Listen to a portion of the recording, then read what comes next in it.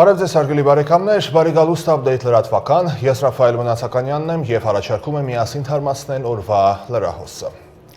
Քննարկումը սկսում ենք պաշտոնական լրահոսից, վարչապետ Նիկոլ Փաշինյանի գլխավորությամբ տեղի ունեցել քննարկում առողջապահական հաստատությունների կառուցման ծրագրերի վերաբերյալ։ Առողջապահության նախարար Անահիտ Ավանեսյանը զեկուցել է կապիտալ բնույթի շինարարական աշխատանքների ընթացիկ իրավիճակի, առողջապահության ոլորտում կառուցման, վերակառուցման և վերազինման համար 2025 թվականի համար նախատեսված կապիտալ ծախսերի վերաբերյալ։ Մանրամասներ են ներկայացվել, թե ինչ փուլում են գտնվում տարբեր առողջապահական հաստատությունների նախագծման, կառուցման և հիմնանորոգման աշխատանքները։ Քննարկում է ծավալվել նաև շինարարական աշխատանքներին վերաբերյալ ընթացիկ հարցերի շուրջ, վարչապետն էլ իր հերթին ընդգծել է սահմանված ժամկետներում և որակի չափանիշներին համապատասխան աշխատանքներն ավարտելու կարևորությունը և տվել է հստակ հանձնարարականներ։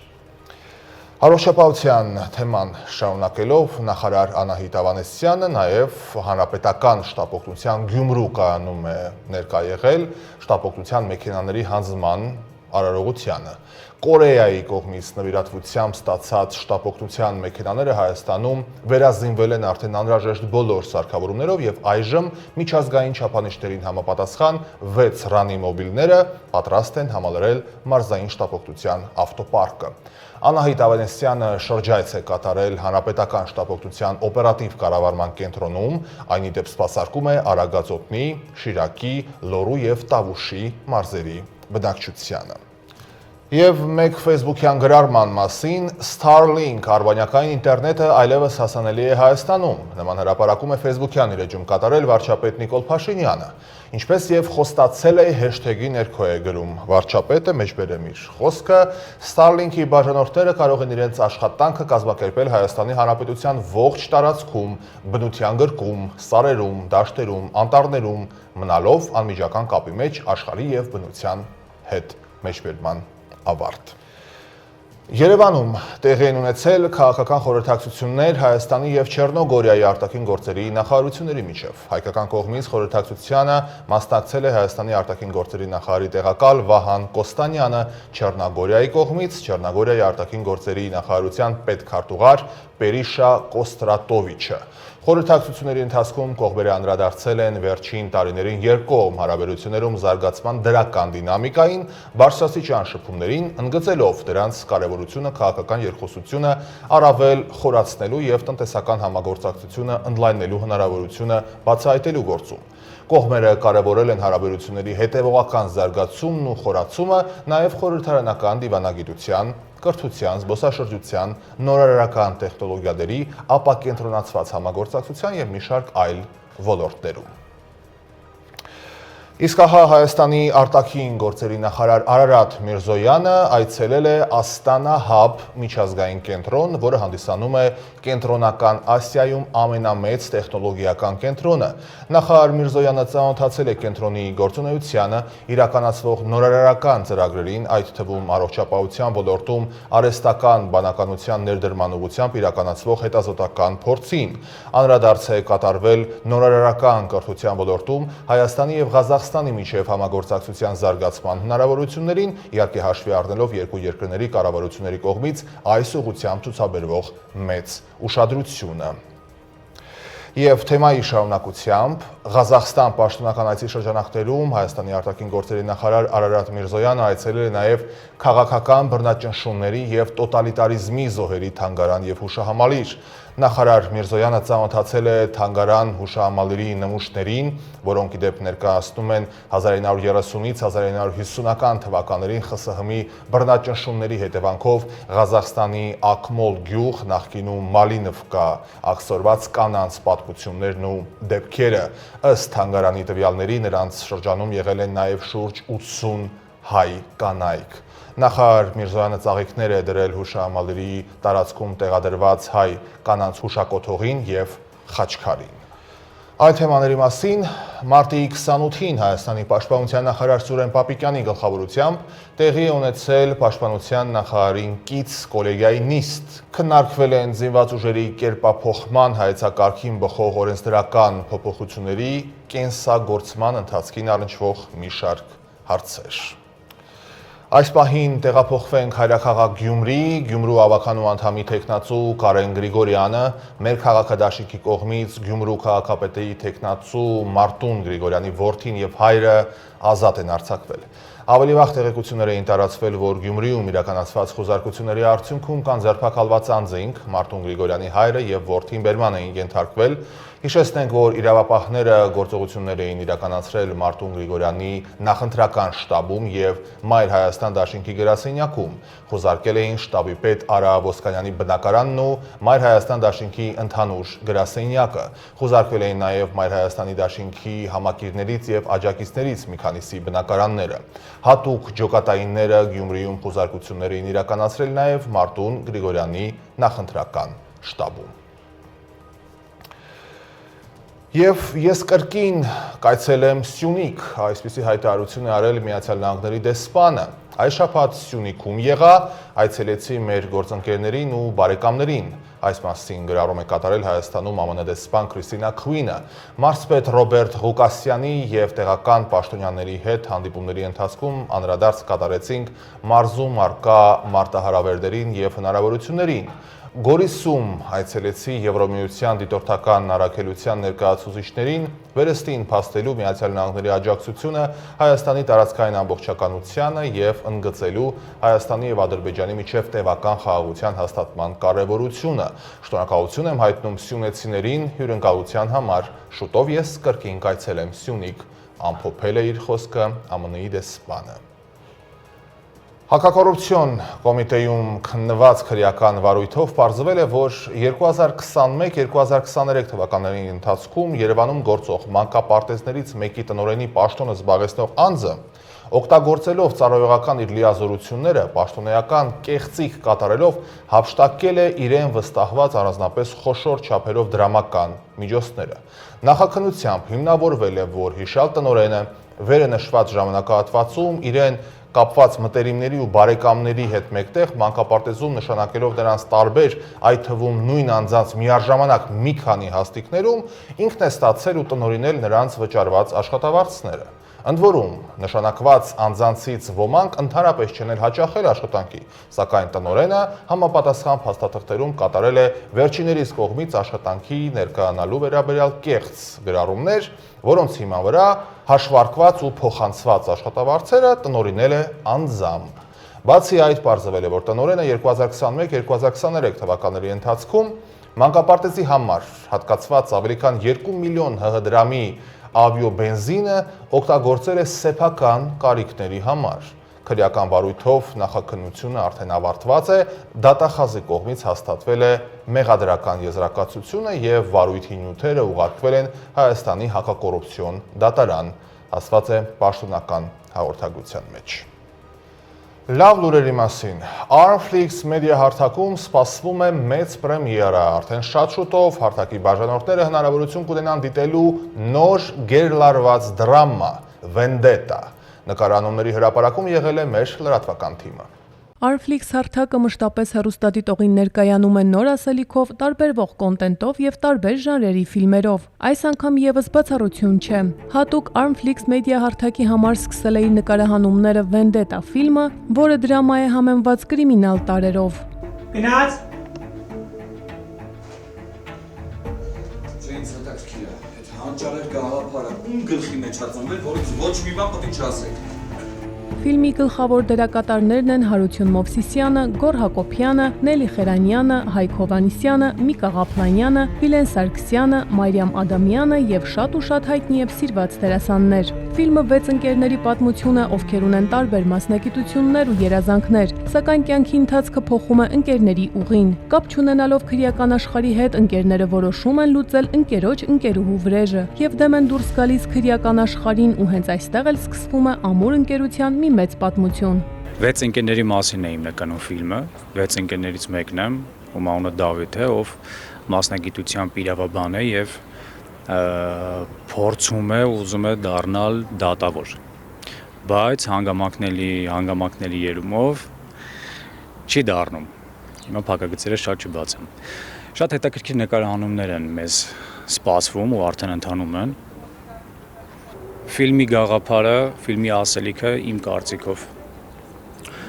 լավ ընկերության մասին է, այս ընկերները ամեն մեկը իր անձից շատ մտածում է դիմացի ընկերոջ մասին։ Գորի կերպարն է ինձ բաժին հասել, դրական բարի հերոս է, ֆիլմը հետաքրքիր է շատ, սերիալային առումով շատ հետաքրքիր իրադարձություններ է տեղի ունենում։ Մենք կրիմինալ դրամա ենք պատրաստում մեր հեռուստադիտողի համար ու մինչև սա էլ նախագծերը հավանություն տվել են մեր հեռուստադիտողը, դրա համար էլ եւս մեկը կներկայացնենք իրենց դատին։ Գլխավոր դերակատարներից Գոր Հակոբյանը պատմեց ֆիլմում մարմնավորած կերպարի եւ այսպիսի ժանրային փոփոխության պատասխանատու լինելու մասին։ Յուրաքանչյուր դերասանի համար փոփոխությունները շատ կարևոր են ու ես երբ որ հրավերքը ստացա իմ խաղացած բոլոր դերերը հաշվի առնելով միշտ ուզեցել եմ ներկայանամ այնպիսի մի նախագծում ու կերպարով, որը որ գլոբալ կտարբերվի մնացածներից, շատ պատասխանատու է, որովհետև դեռ այսպիսի կերպարով հանդես չեմ եկել ու պետք է ամեն ինչ անել, որպեսզի համոզել, ճակերտավոր ասված համոզել հեռուստադիտողին, որ ես բացի սիթքոմում նկարվելուց նաև կարողանալու եմ մարմնավորել բացասական հերոսին էս ֆիլմի, որի շուրջ պտտվում է ամբողջ ֆիլմը։ Սցենարից շատ բան չեմ կարող պատմել, բայց կերպարը բացասական է։ Ֆիլմի չար տղան է, ասենց ասեմ, որի շուրջ պտտվում է ամբողջ ֆիլմը ու շատ հետաքրքիր է։ Ինքը ես սցենարը որ կարդացի, ոնց որ գիրք կարդայի, այդտենց շատ հետաքրքիր է գրած սցենարը։ Ուղղակի պետք է հենց անենք, որ ինչը որ գրված է, դա կարողանանք ի կատարածել։ Իսկ ֆիլմի պրոդյուսեր Սերգեյ Հայրապետյանը, ով ձեզ հայտնի է Armflix հարթակի արդեն իսկ սիրված Տանդեմ, եթե ես կրկին պարեմ եւ այլ ֆիլմերից, խոսեց համագործակցության եւ որակապես ավելի բարձր նշաձող սահմանելու մասին։ Սցենարի հեղինակը Հարություն Ղուկասյանն է։ Ֆիլմը մենք հոլդինգը արտադրում է հատուկ Armflix-ի համար, Armflix հարթակով է լինելու ֆիլմը, բացառապես ու Armflix հարթակի այս պահի խնդիրներից մեր առաջ դրված ու ընդհանրապես այդ իր քաղաքականության մեջ այն է, որ մենք մի քայլ ամեն անգամ ավելի բարձր որակի, ավելի եւ սցենարային որակի մասին է խոսքը եւ նկարահանումների եւ տեխնիկապես ավելի բարձր որակի, մենք օրինակ հենց մի ամիս առաջ նոր տեխնիկա ենք համալրել, ֆիլմ արտադրությանը հատուկ տեխնիկա, այդ օբյեկտիվներ, տեսախցիկներ, լույսեր, որոնք հատուկ ֆիլմ արտադրության համար են ու Armflix-ի մեր առաջ դրված են խնդիրներն է, որ մենք պետք է բարձրացնենք հայկական կինո արտադրությունը, սերիալային արտադրությունը, ավելի բարձր որակի, միջազգային որակին չզիջող ու ավելի հետաքրքիր կոնտենտ մատուցենք դիտողներին։ Ֆիլմը Armflix-ի բաժանորդներին հասանելի կլինի շատ շուտով, իսկ ստեղծագործական կազմը խոստանում է ինտրիգային սյուժե, բազմաբովանդակ սերիաներ եւ սիրո ու ընկերության բացառիկ պատմություն։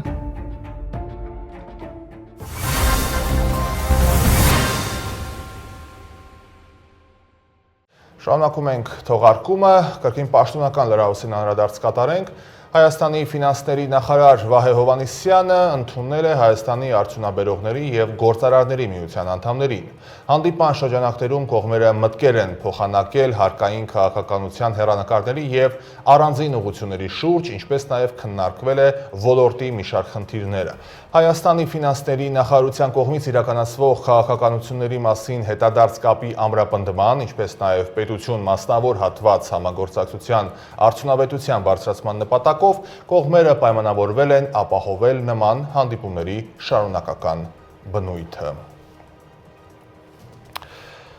Օրերս տեղեկություններ էին տարածվել այն մասին, որ Երևանի վարչական շրջաններից մեկում կեղծ դոլարներով ոսկեղեն են գնել։ Ինչի մասն է խոսքը, թեման շարունակում է Հայաստանի Հանրապետության ոստիկանության տեսանյութը։ Համայնքային ոստիկանության Վաղարշապատի բաժնում մարտի 18-ին ստացվել էր տեղեկություն, որ Երևանի Նոր-Նորքի զանգվածի բնակիչ 30-ամյա տղամարդն ու նրա կինը մարտի 5-ին Էջմիածնի Նարդոսի փողոցի ոսկու առևտրի սրահում մի անաձեռնարկատեր 58-ամյա կնոջից գնել են ոսկյա զարդեր, վճարելով $600 կեղծ թղթադրամներ։ Ընդունվեց հաղորդում, նախաձեռնվեց քրեական վարույթ, որի շրջանակում ձեռնարկված միջոցառումների արդյունքում հաջողվեց պարզել, որ նույն օրը նույն սրահում ամուսինները ոսկեղեն են գնել նաև անհատ ձեռնարկատեր մեկ այլ 70-ամյա կնոջից, կրկին վճարելով $600 կեղծ թղթադրամներ։ Տուժած ձեռնարկատերերը ներկայացրել են կեղծ թղթադրամները։ Հետագա միջոցառումների շնորհիվ մարտի 20-ին ամուսինները հայտնաբերվել եւ ներկայացվել են Վաղարշապատի քննչական բաժին։ Նախաձեռնվել է քրեական վարույթ քրեական օրենսգրքի 267-րդ հոդվածի հատկանիշներով։ Վաղարշապատի համայնքային ոստիկանների միջոցառումներն ու քննչական գործողությունները շարունակվում են։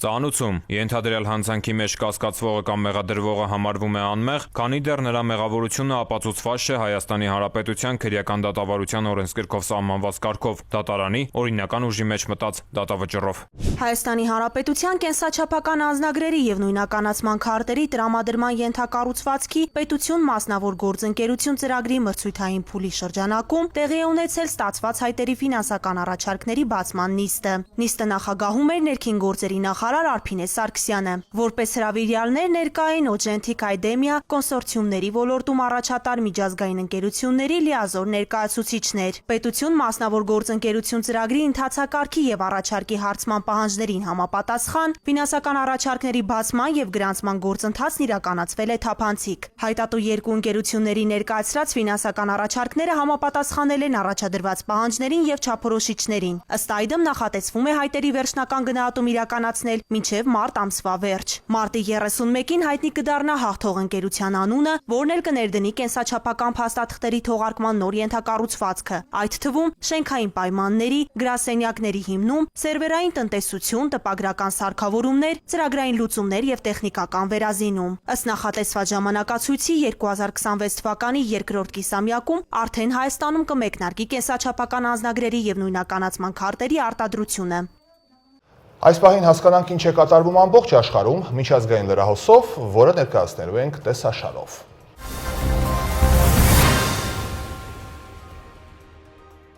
Եվրոպական եւ միջազգային ֆինանսական կառույցները պատրաստ են ավելի քան 10 միլիարդ եվրո ներդնել Անդրկասպյան փոխադրամիջանցքի զարգացման համար։ Այդ մասին հայտարարել է Եվրամիության արտաքին գործերի եւ անվտանգության քաղաքականության հարցերով բարձր ներկայացուցիչ Կայա Կալասը մարտի 27-ին Աշկաբաթում կայացած Եվրոպական միության եւ Կենտրոնական Ասիայի երկրների նախարարների 20-րդ հանդիպմանը նվիրված մամուլի ասուլիսում։ Կալասը ընդգծել է Եվրամիության եւ Կենտրոնական Ասիայի երկրների միջև համագործակցության աճող ցանկությունը։ Նրա խոսքով Եվրամիությունը պլանավորում է ընդլայնել փոխգործակցությունը տարբեր ուղղություններով։ Կալասը հատուկ շեշտը դրել է երիտասարդների փոխանակումների ծրագրերի զարգացման եւ գործարար ու ակադեմիական կապերի ամրապնդման վրա։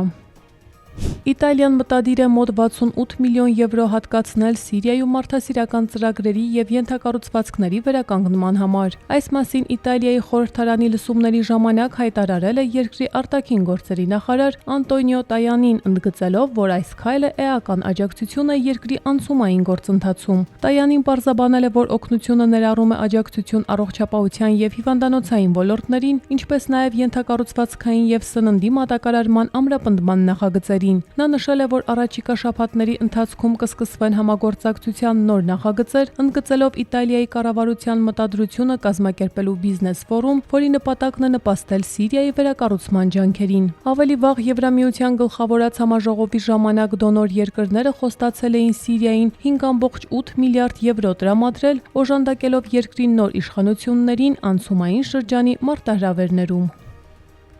Լիբանանը եւ Սիրիան համաձայնագիր են ստորագրել իրենց սահմանների սահմանազատման եւ համագործակցության շուրջ սահմանամերձ շրջաններում անվտանգության պահպանման համար։ Լիբանանի պաշտպանության նախարար Միշել Մենասան եւ նրա սիրիացի գործընկեր Մուրհաֆ Աբու Քասրան համաձայնագիրը ստորագրել են մարտի 27-ի երեկոյան Սաուդյան Արաբիայի Ջիդա քաղաքում անցկացված բանակցությունների արդյունքների ամփոփումից հետո։ Լիբանանը եւ Սիրիան նաեւ պայմանավորվել են ակտիվացնել փոխգործակցության մեխանիզմները արձագանքելու խնդիրներին հանուն սահմանի երկու կողմում անվտանգության։ Պաշտպանության նախարարների հանդիպմանը ներկա է եղել Սաուդյան Արաբիայի պաշտպանության նախարար Խալիդ Իբն Սալման Իբն Աբդուլ Ազիզ Ալ Սաուդը։ Իրանի արտաքին գործերի նախարար Աբբաս Արաղչին հեռախոսազրույց է ունեցել Մեծ Բրիտանիայի իր գործընկեր Դեյվիդ Լեմիի հետ։ Հեռախոսազրույցում նա կրկնել է միջուկային ծրագրի հարցերով բանակցություններ վարելու Թեհրանի պատրաստակամությունը։ Կողմերը քննարկել են նաև երկկողմ հարաբերությունները, տարածաշրջանային եւ միջազգային զարգացումները։ Արարչին քննադատել է Թեհրանի դեմ պատժամիջոցների շարունակումը եւ Բրիտանիային, Ֆրանսիային ու Գերմանիային կոչի արել վերանայել իրենց վերաբերմունքը Իրանի եւ Արևմտյան Ասիայի տարածաշրջանային խնդիրների նկատմամբ։ Իրանի եւ Բրիտանիայի արտգործնախարարները նաեւ ողջունել են Լոնդոնում եւ Թեհրանում նոր դեսպանների նշանակումը, հույս հայտնելով, որ դա կնպաստի երկկողմ հարաբերություններին։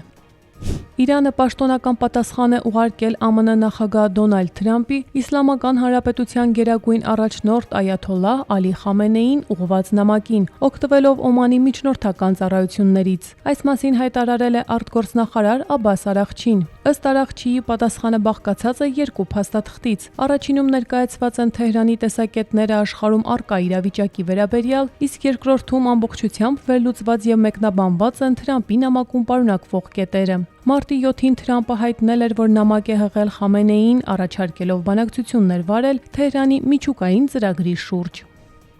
Ռուսաստանի եւ Թուրքիայի նախագահներ Վլադիմիր Պուտինի եւ Ռեջեփ Թայիպ Էրդողանի միջև հեռախոսազրույց է անցկացվել։ Հեռախոսազրույցի ընթացքում պետությունների ղեկավարները քննարկել են երկկողմ հարաբերությունները, տարածաշրջանային եւ գլոբալ հարցեր։ Նշվում է, որ Էրդողանը Պուտինին հայտնել է Ուկրաինայում հրադադարի հաստատման համար ցանկացած աջակցություն ցուցաբերելու Թուրքիայի պատրաստակամության մասին, այդ թվում բանակցություններ կազմակերպելու միջոցով։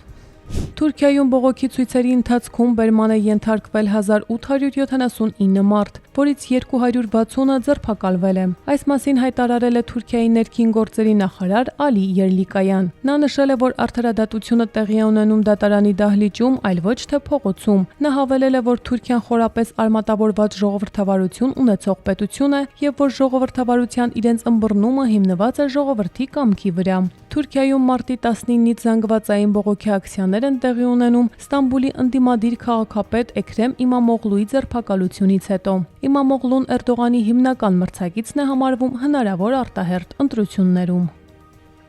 Թայլանդի վարչապետ Ֆեթոնգ Թան Շինավատրան Բանգկոկում արտակարգ դրություն է հայտարարել հարևան Մյանմարում տեղի ունեցած հզոր երկրաշարժից հետո։ Չինաստանի սեյսմոլոգիական գործակալությունը երկրաշարժի ուժգնությունը գնահատել է 7.9 մագնիտուդ։ Ցնցումները զգացվել են Չինաստանում եւ Թայլանդում։ Թայլանդի մայրաքաղաքում մասնավորապես կառուցվող շենք է փլուզվել, որի փլատակներում 43 մարդ է մնացել։ Բարձրահարկ շենքերում բնակվողներին կոչ են արել լքել իրենց տները։ Անմիջապես դեպքի վայր ժամանած փրկարարները կոչ են արել բնակիչներին մնալ բաց երկնքի տակ։ Ավելի վաղ հաղորդվել էր, որ Մյանմարում 7.7 եւ 6.4 մագնիտուդ ուժգնությամբ երկու անընդմեջ ցնցումներ են գրանցվել։ Դրանք զգացվել են նաեւ Բանգլադեշում, Հնդկաստանում, Թայլանդում, Լաոսում եւ Չինաստանում։ Գազայի հատվածում Իսրայելի կողմից ռազմական գործողությունների հետևանքով վերջին 24 ժամվա ընթացքում զոհվել է շուրջ 50 մարդ։ Գազայի հատվածի տարբեր շրջաններ շարունակվում են ենթարկվել իսրայելական հրետանու, անօդաչու թռչող սարքերի եւ ռազմական օդանավերի ինտենսիվ գնդակոծությունների, որոնք հանգեցնում են ահռելի ավերածությունների եւ մարդկային կորուստների։ Պաղեստինում Պարենի համաշխարհային ծրագրի ղեկավարը նշել է, որ Գազայի հատվածում սննդի զգալի պակաս կա եւ բնակչության 90%-ը տառապում է թերսնումից։ Պաղեստինի փախստականների հարցերով ՄԱԿ-ի գործակալությունը իր հերթին հայտնել է, որ 3 շաբաթվա ընթացքում որևէ օգնություն մուտք չի գործել անկլավ։ Մարտի 18-ին Իսրայելի կողմից Գազայի հատվածում հրադադարի ռեժիմը խախտելուց հետո առնվազն 855 մարդ զոհվել է, եւս 1900-ը վիրավորվել է։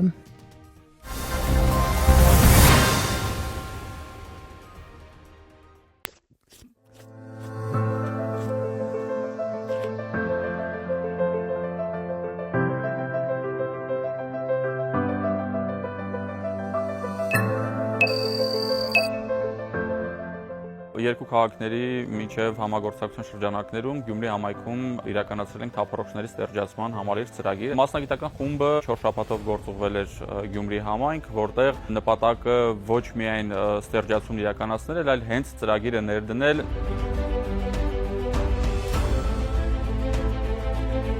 այս 4 շաբաթների ընթացքում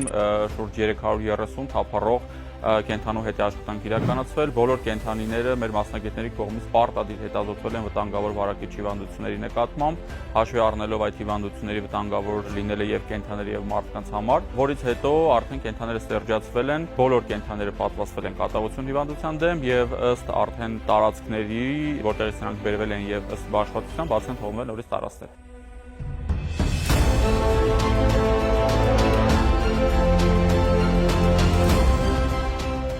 Մեր աշխատակիցների այցը Գյումրի արդյունավետ էր, համագործակցության շրջանակներում Գյումրիում կատարվող ստերջացման ծրագրում ներգրավել ենք տեղացի անասնաբուժներին։ Այս աշխատանքների արդյունքում կարելի ասել սկիզբ է դրվել առհասարակ թափառող կենդանի նկատմամբ ճիշտ վերաբերմունքի ձևավորմանը, որը հնարավորություն կտա հետագայում Գյումրի համայնքում մեծ մասշտաբով, մեծ ծավալով նմանօրինակ միջոցառումներ կամ ծրագրեր իրականացնելու։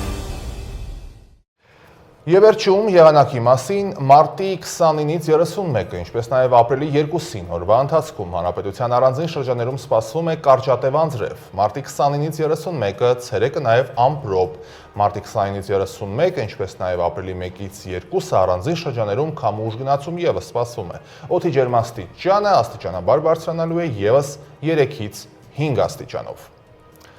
Դե ինչ հարգելի բարեկամներ, շնորհակալ եմ ուշադրության համար։ Այսօրվա համար այսքանը, առավել թարմ լրահոսով կհանդիպենք հաջորդ թողարկմանը։ Լավ եղեք։